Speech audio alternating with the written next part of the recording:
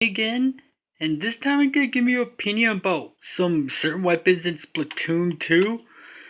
In Splatoon 1, I think that there are good weapons and then there are some bad weapons. For me, I'm gonna cover up some of the bad weapons that I think should either be fixed or removed in Splatoon 3. First up, we got the Octobrush. I have to agree with Callie right here. The Octobrush is a laggy weapon. It could cause major amounts of lag, especially in competitions in rank mode, which you could always imagine the rage and the saltiness of it.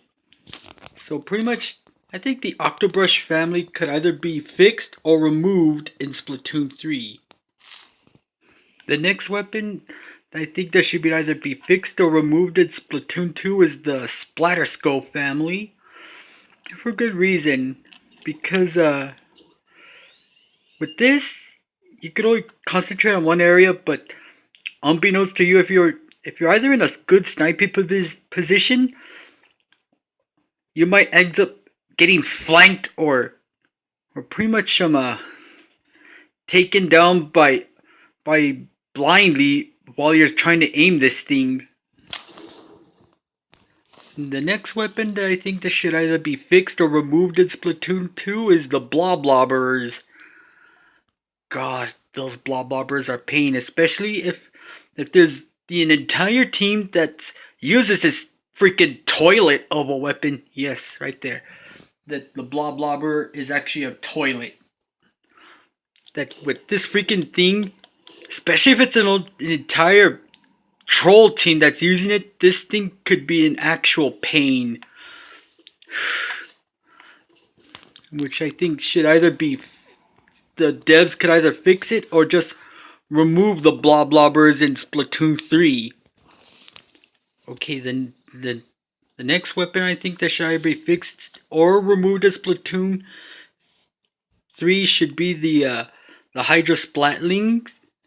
I'm more accustomed to the mini Splatlings because I'm more of a fast-paced type of player, but with this one, you gotta waste almost forever for it to charge up. And it could also pretty much consume an abhorrent amount of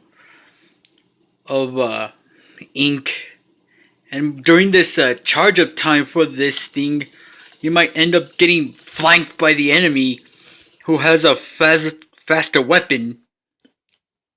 Okay, another weapon that I think should either be fixed or removed for Splatoon 3 is the Spire Shop Pro, aka possibly a tryhard's weapon.